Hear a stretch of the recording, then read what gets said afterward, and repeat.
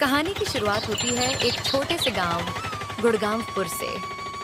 ये गांव खास था। यहाँ के लोग जितना मेहनत करते थे उतना ही चाव से नॉनवेज भी खाते थे।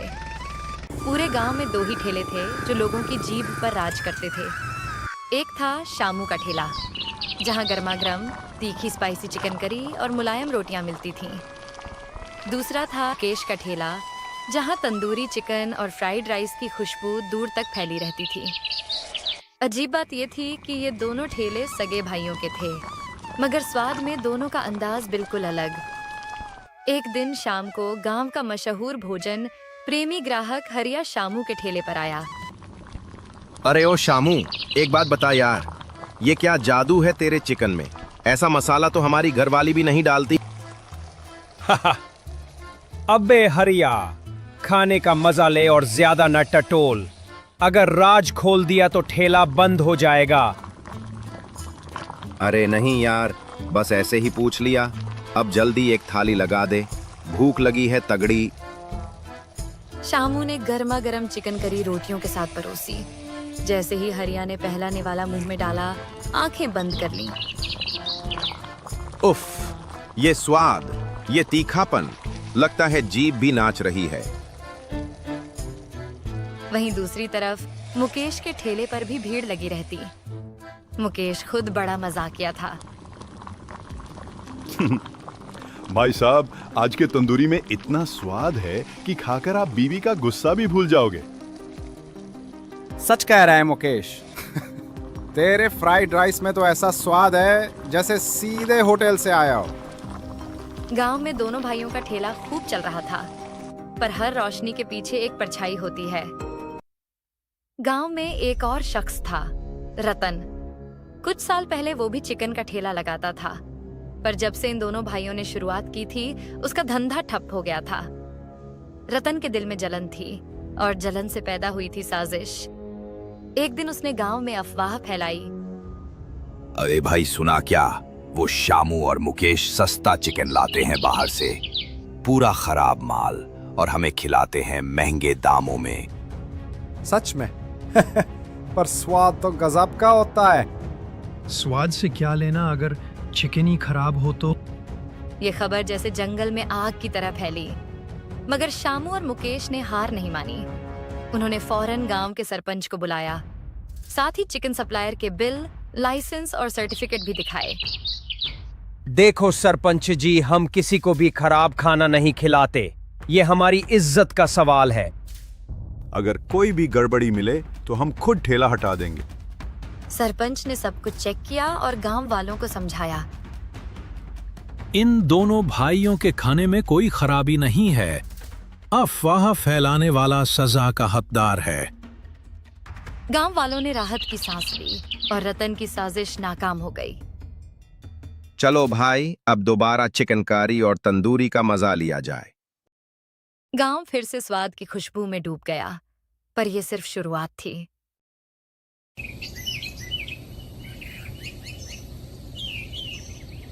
अगले दिन सूरज की पहली किरण के साथ ही शामू और मुकेश दोनों उठ गए। जैसे ही सुबह की हल्की ठंडी हवा ने दरवाजा खटखटाया, दोनों भाइयों ने अपने अपने ठेले की तैयारी शुरू कर दी। मुकेश ने जल्दी जल्दी चावल धोकर चूल्हे पर चढ़ाया और तंदूरी के लिए चिकन को मसालों में अच्छे से मैरिनेट करने लगा। तभी एक ग्राहक आया, वही जो कल अफवाह सुन चुका था। अरे मुकेश भैया, कल जो गांव में बात फैली थी, वो क्या सब सच्चाई है? नहीं भाई, हम तो सबसे बढ़िया क्वालिटी का चिकन लाते हैं और उसी में टेस्ट होता है। सस्ता माल लाकर अपने ग्राहकों को बीमार थोड़ी करना है। हमें भी भरोसा था, बस यूं ही सुनकर मन बेचैन हो गया था। चलो, अब एक प्लेट गरम गरम फ्राइड राइस और तंदूरी चिकन लगाओ। मुकेश ने पूरे दिल से प्लेट तैयार की। चावल की खुशबू और तंदूरी की लाली देखकर ग्राहक की आंखें चमक उठी। भैया सच कहूं, जितना स्वाद तेरे फ्राइड राइस में, उतना शहर के होटल में भी नहीं मिलता। और ये तंदूरी जैसे जुबान पर नाच रही है। मुकेश मुस्कुरा उठा। ऐसा ही तो उसका असली इनाम था।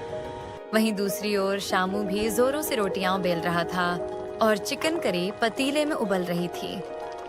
करी की तीखी खुशबू से पूरा मोहल्ला महक उठा था। तभी वहां एक बुजुर्ग अम्मा आ गईं, दुबली पतली, हाथ में लाठी और चेहरे पर अनुभव की झुर्रियां। बेटा, बहुत भूख लगी है, एक थाली दे दे खाने को। मगर मेरे पास पैसे नहीं हैं अभी, कल जरूर दे दूंगी।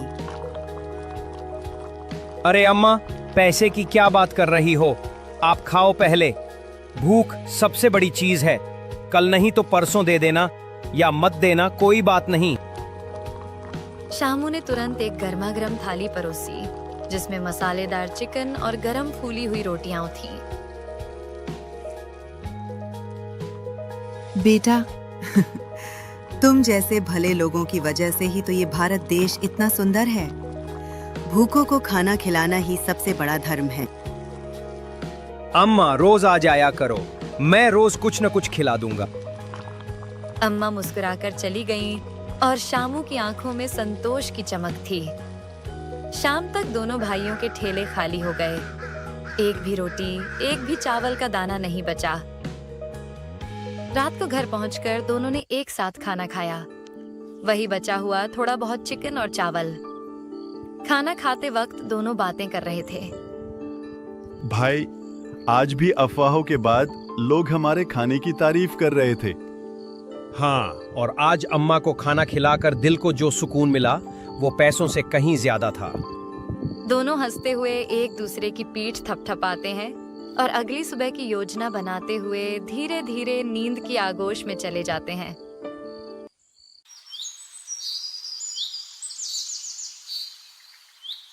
अगले दिन सुबह की ठंडी हवा में शामू और मुकेश रोज की तरह तैयार होकर अपने अपने ठेलों की ओर निकल पड़े। मगर जैसे ही वे चौराहे के पास पहुंचे, उनके कदम रुक गए। जहां कल तक उनके ठेले खड़े थे, वहां अब सन्नाटा था। न कोई भीड़, न खुशबू, न ठेले। अरे भाई, हमारा ठेला कहाँ गया? पास खड़े एक दुकानदार ने बताया। अरे, ग्राम पंचायत के लोगों ने कल रात ही हटा दिया। हाँ, अब यहाँ ठेला लगाने की मनाही है। ये सुनकर दोनों के चेहरे पर चिंता की लकीरें खिंच गईं। बिना समय गंवाए वे गांव के सरपंच के घर पहुंचे। सरपंच जी, हमारा पेट इसी ठेले से चलता है। हाँ, अब हम कहाँ जाएंगे? हम साफ सुथरा और अच्छा खाना बनाते हैं, कोई मिलावट नहीं करते, फिर भी ठेले क्यों बंद कर दिए? सरपंच ने लंबी सांस लेते हुए कहा, अरे भाई, ये मेरा नहीं, सरकार का नियम है। सड़क किनारे या खुले में खाना बेचने की इजाजत अब नहीं है। अगर बेचना है तो होटल या ढाबा खोलो। ये कैसा नियम है? गरीब आदमी ढाबा कैसे खोलेगा? इसमें मैं कुछ नहीं कर सकता। अब तुम ही कोई उपाय सोचो। दोनों भारी मन से गांव के एक पुराने पेड़ के नीचे आकर बैठ गए। कुछ देर चुप्पी रही, फिर शामू की आंखों में चमक आई। क्यों न हम एक छोटा सा ढाबा खोल लें? मैं चिकन करी बनाऊंगा, तुम फ्राइड राइस और तंदूरी संभालना। आइडिया तो अच्छा है, लेकिन ढाबा खोलने के लिए पैसे कहाँ से लाएंगे? गांव के सेठ से उधार लेते हैं। उन्हें हमारा खाना बहुत पसंद है, वो जरूर मदद करेंगे। दोनों उसी वक्त गांव के सेठ लालचंद के पास पहुंचे। सेठ जी, हमें ढाबा खोलने के लिए कुछ पैसे चाहिए, 4 महीने में लौटा देंगे। पैसे तो दे दूंगा, लेकिन एक शर्त है, तंदूरी का स्वाद पहले जैसा ही रहना चाहिए। वो तो हमारा वादा है सेठ जी। सेठ ने तुरंत रकम दे दी। दोनों भाइयों के चेहरे पर राहत आ गई। शाम को उन्होंने बैठकर ढाबा के लिए जरूरी चीजों की लिस्ट बनाई। चूल्हा, बर्तन, मसाले, मेज कुर्सियां और सबसे जरूरी एक अच्छी जगह। सौभाग्य से गांव के किनारे पर एक पुराना ढाबा सालों से बंद पड़ा था। मालिक से बात की तो उसने कम किराए पर दे दिया। उस रात घर लौटकर दोनों ने खाना खाया। शामू ने मुस्कुराते हुए कहा, कल से हमारी नई शुरुआत होगी। और ये शुरुआत ठेले से भी ज्यादा सफल होगी। दोनों सो गए, मन में आने वाले कल की मीठी उम्मीदें और ढाबे में उठने वाली खुशबुओं की तस्वीरें लिए।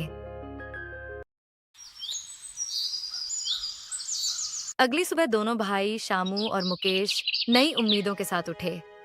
जल्दी जल्दी नहा धोकर साफ कपड़े पहनकर अपने नए होटल की ओर निकल पड़े। रास्ते में ही वे सोच रहे थे कि आज पहला दिन है, पता नहीं भीड़ आएगी या नहीं। होटल पहुंचते ही दोनों ने कमर कस ली। शामू ने चिकन करी की तैयारी शुरू कर दी। ताज़ा मसाले पीसे, प्याज टमाटर भूनकर उसमें चिकन डाला। मसालों की खुशबू पूरे होटल में फैलने लगी। उधर मुकेश ने कढ़ाई में तेल गरम करके फ्राइड राइस बनाना शुरू कर दिया और जैसे जैसे पकने की महक फैलती, होटल के आसपास लोग रुकने लगे। पहला ग्राहक आया, गांव का ही रामू। अरे भाई, चिकन की तो गजब खुशबू आ रही है। एक प्लेट चिकन करी और रोटियां दे दो। बस 5 मिनट रुक जा रामू, अभी ताजा ताजा परोसता हूँ। 5 मिनट बाद गर्मा गर्म चिकन करी और फूली हुई रोटियां रामू के सामने थीं। रामू ने पहला निवाला लिया और उसकी आंखें चमक उठी। अरे भाइया, मजा आ गया। ये स्वाद, ये तीखापन, बिल्कुल पहले जैसा, बल्कि और भी बढ़िया। धीरे धीरे भीड़ बढ़ने लगी। गांव में जो भी पहले उनके ठेलों पर आता था, अब सब एक ही जगह पर मिलने लगा। होटल के बाहर हंसी मजाक, प्लेटों की खनक और मसालों की खुशबू का माहौल था। शाम तक हालत यह हो गई कि न एक रोटी बची, न एक दाना चावल। बर्तन खाली, ग्राहक खुश और दोनों भाइयों के चेहरे पर संतोष की मुस्कान। रात को घर आकर दोनों बैठ गए। भाई, सच कहूं तो ठेला बंद होना हमारे लिए वरदान बन गया। अब मुनाफा भी ज्यादा है और हम दोनों एक साथ काम भी करते हैं। हाँ, और सबसे बड़ी बात, अब हमारे ग्राहकों को एक ही जगह पर दोनों का स्वाद मिल जाता है। और सेठ जी की शर्त भी पूरी हो रही है, तंदूरी का स्वाद वही पुराना। देख मुकेश, मेहनत और ईमानदारी कभी बेकार नहीं जाती। और भाईचारा सबसे बड़ी ताकत है। गांव में अब उनका होटल चर्चा का विषय था। हर कोई कहता, अगर असली चिकन खाना है तो शामू मुकेश के होटल जाओ। इस तरह 2 भाइयों की कहानी जो ठेलों से शुरू हुई और एक होटल पर खत्म हुई, खुशियों, मेहनत और प्यार की मिसाल बन गई। गांव में उनके नाम का मतलब ही बन गया, स्वाद और भरोसा एक छत के नीचे।